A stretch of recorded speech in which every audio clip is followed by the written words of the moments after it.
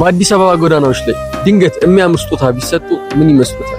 ታዲያ ይህን ደስታ ለ700 ሰዎች ለማድረስ እንደተነሳን ብናበስረውስ? ምላሽን ላጡ ብርሃንን ለናፈቁ ልቦናዎች በማድረስ ለ5 ተከታታይ ዙር በስኬታማነት በማጠናቀቅ ነው የሚታወቀው ፍቅርን በአደባባይ ፕሮጀክታችን እነሆ ለ6ኛ ጊዜ ትምህርት ቤታችን ሙላይትን ጨምሮ ከ15 በላይ ትምህርት ቤቶችን በማሳተፍ ከ700 በላይ ስጦታዎችን ይዞ ከ120 በላይ ተማሪዎችን በማሳተፍ ዳግም የአዲስ አበባ ጎዳናዎችን ሊያደምቅ ከተፍ ብሏል። ቁርአን ወጣትነት ስኬት። ትልቅ ሰው ዘመን መርጦ አይፈጠርም፣ ነገር ግን ዘመን ለትልቅነት ያጨዋል። አንድ እርምጃ ወደ ሂዳያ። ከሃይስኩል ተማሪዎች ለሃይስኩል ተማሪዎች ኑ በጋራ ወደ ብርሃን እንጣራ። إن هذا القرآن يهدي للتي هي أقوم